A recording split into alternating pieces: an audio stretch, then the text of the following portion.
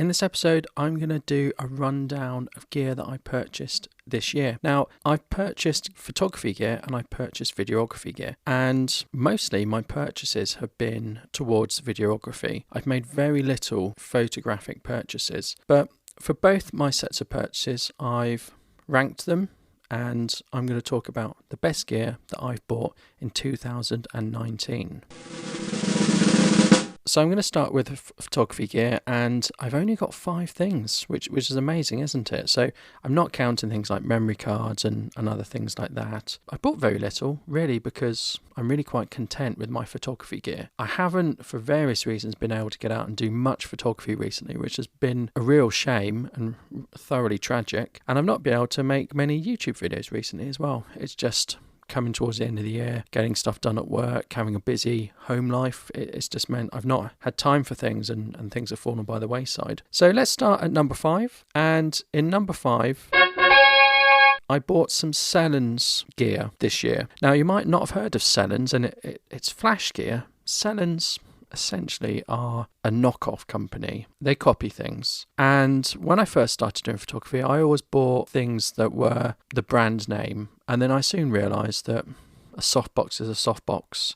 Doesn't matter whether you buy the most expensive brand name softbox or you buy the cheapest one. Softbox is a softbox. If you buy certain things from a big company like Manfrotto, you now get a guarantee, a lifetime guarantee. That's sort of worth it. And for certain things, I will buy Manfrotto, but for other things, I'll just buy the cheap imitation stuff. So I quite like the look of mag mod stuff. So Sellens do essentially mag mod stuff. Now, mag mod are flash modifiers. You put a sort of grip on your flash, and then you can magnetically attach flash modifiers. So I bought a snoot, a diffuser, another diffuser, and a grid. And I bought the Sellens derivatives of those. The Magmod ones are very expensive. The Sellens ones are less than half the price. And to me, they do the same thing. There is a key difference. The Sellens grip is not very good. So you can buy them with or without the grip. I bought some with the grip, and then I bought some without the grip because the grip wasn't very good.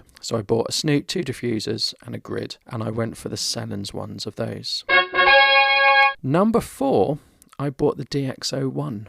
And again, it's really good, but I just haven't had much time to use it. So the DxO1 plugs into your iPhone via the lightning port, and it gives essentially a separate camera. And you might think, so what? It gives much better images than your iPhone. It's a little bit more fiddly to use. It's really good for doing portrait shots though, because you can just press a button. So I use an iPhone 6S, and even with the latest iOS, DxO1 gives a better image. The DxO1 also gives, it's almost like DSLR quality. You get a bigger sensor and you get a bigger aperture. So I'm on aperture f1.8 and it looks better. I get a much shallower depth of field. I can control my aperture, which I cannot on my smartphone, and I can control my shutter speed and ISO. And yes, I could get an app to have manual control over 2 of those things because I can't control aperture on an iPhone, but the DxO is just a better camera. The other good thing about it is it stores the images, and they're raw images as well. It stores them on a memory card. You're going to get slightly better battery life because the camera has its own built-in rechargeable battery, and video is also better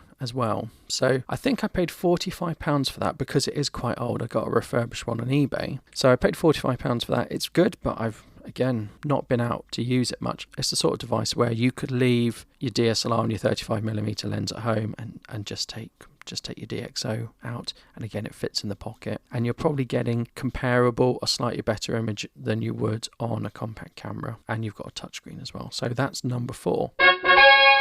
Number 3 is Cine Foil, and I use Cine Foil quite a lot. I use it as a flag basically, and what a flag does with lights is you want to illuminate something. Let's say you're having something side illuminated. You don't want light spilling into the plane of the camera, so you put something in front of it to block that. So you focus the light only on the side or the background or whatever, but none spills into the camera. Well, Cine Foil is great for that, and Cine Foil is metal that's black. It's stronger than sort of your aluminium foil you would use in the kitchen, and you can shape it into what you want and wrap it around things, and it's just used for flagging really. There's not really much to say about it.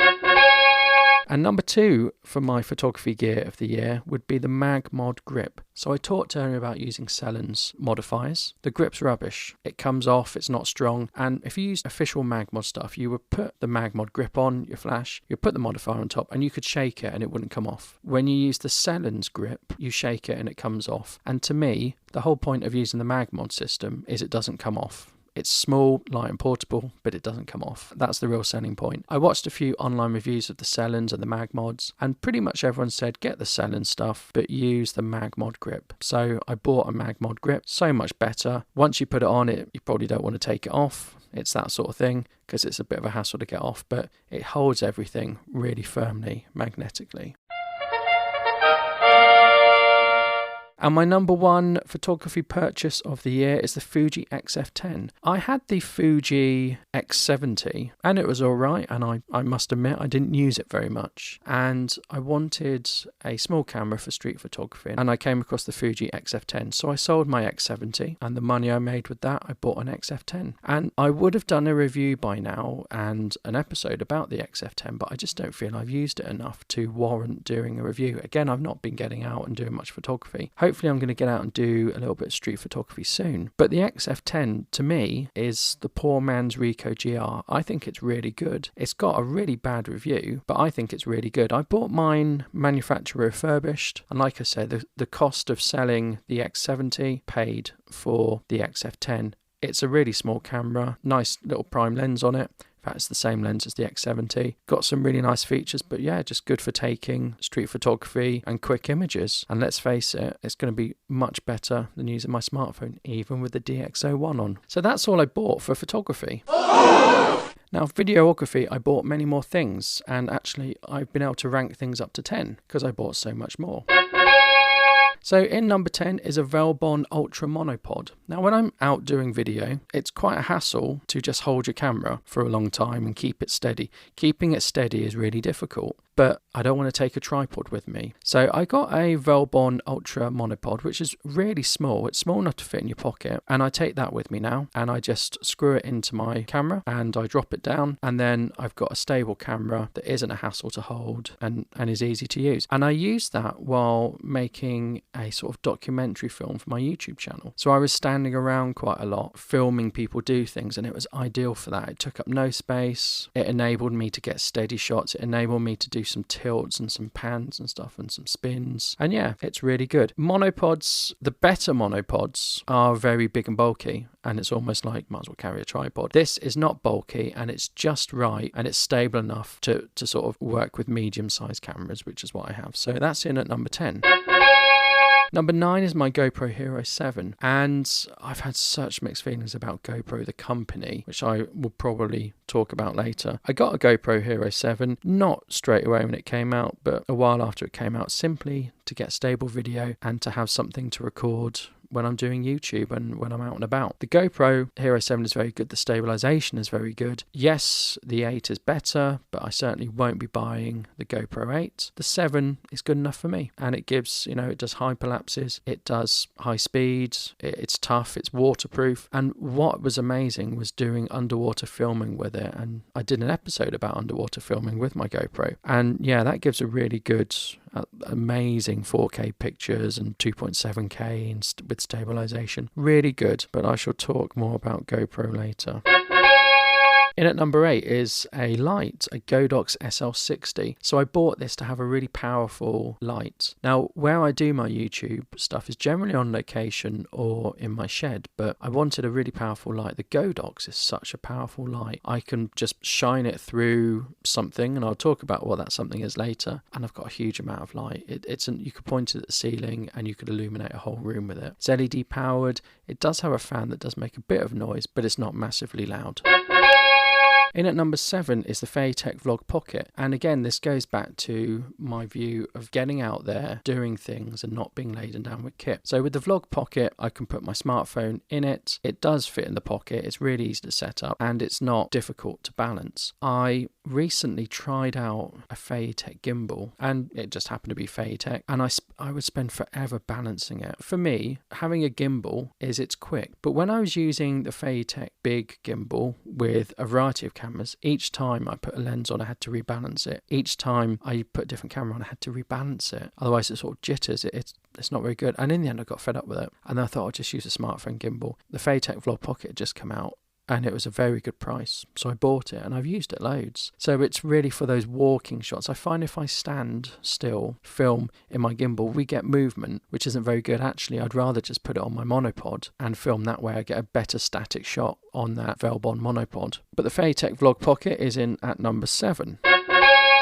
Number 6 is a Steadicam. So going back to getting stable footage, as you know, I tried out the Feiyu gimbal and I gave up on it. I wanted to get steady footage with my bigger cameras. I didn't always want to be using a smartphone. As portable as it is, I wanted this year to really up my YouTube game and do better. So I wanted to get steady footage with my larger cameras. And I was thinking, well, if I have to do a lot of balancing anyway, I might as well get a Steadicam. Now, Steadicams are mechanical. They're just a big piece of metal with weights on. You add weights, you move bits about. So I got one. I bought one that was £37. I got it on Amazon, and initially it sort of drove me mad, but once I practiced with it and I got used to it, it was really good. There's no batteries to it. Yes, each time I change a lens, each time I change camera, I would have to rebalance it. And yeah, that will take longer than a gimbal, but I sort of get a more organic and a more natural shot out of it. It seems better. So that's number 6. It's not for everyone, the Steadicam. You need a bit of patience and you need to practice, but it takes a little bit longer to set up than a gimbal. But one of the advantages is once it's set up, you don't have to do anything to it. Just put your camera on and that's that. So I'll probably just use it with one camera mainly, and that'll be that.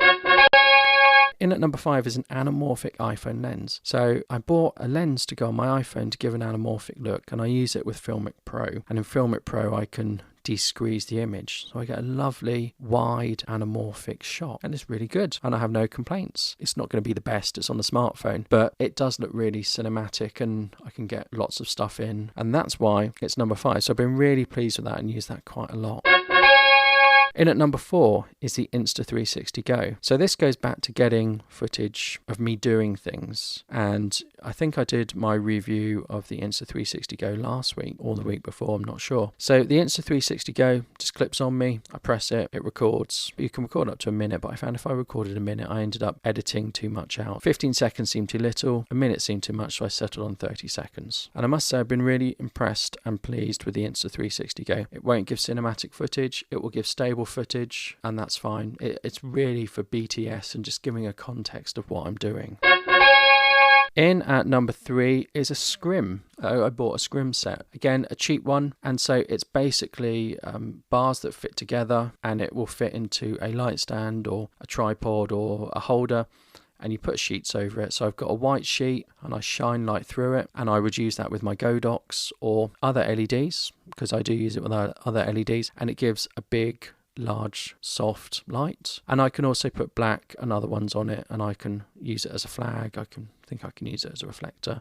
I can do quite a lot of things with it, and that's really useful for my YouTube filming, and it packs away nice and small.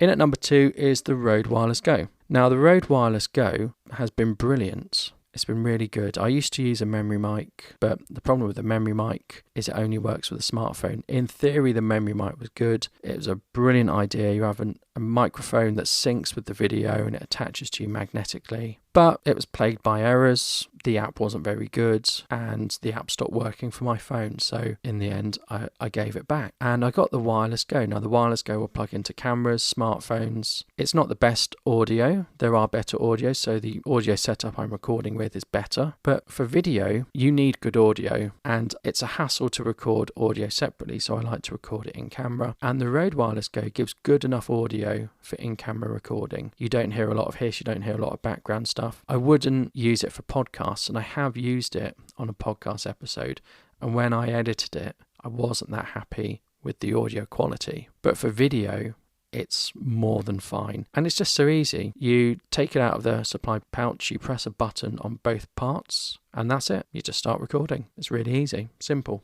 and that has really made video recording easy and given good sound.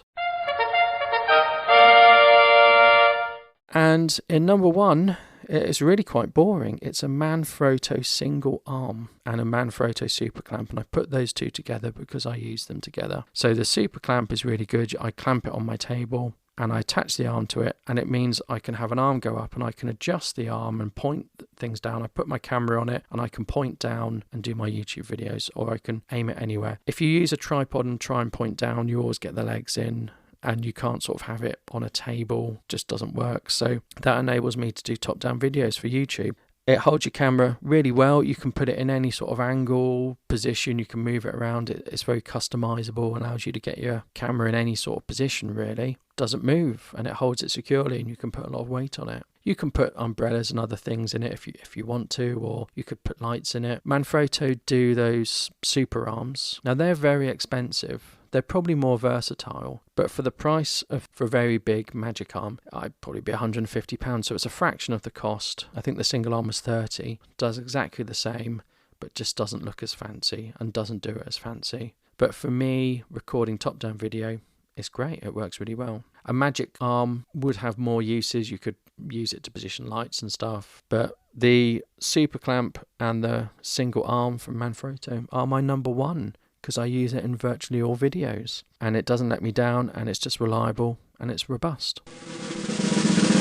So those are my top gear purchases of 2019. Some of them are new in 2019 and some of them have been around forever, or the idea of them has been around forever. This time of year everyone does a sort of review or the best of or this and that. I thought I'd just do the best gear that I've bought. Now most of my gear has come from Amazon or eBay. The majority has come from Amazon. So as you can see, it's been mainly video stuff I've bought this year because I'm hoping to up my video game. That doesn't mean it's all kit, bit of skill, thought and planning on my part, but I am aiming to up my YouTube video game. I keep saying this might be my last one for a couple of weeks while I have a rest at Christmas, but I found some time to get this episode out, and I wish you all a happy Christmas and a lovely New Year. Thank you. Goodbye.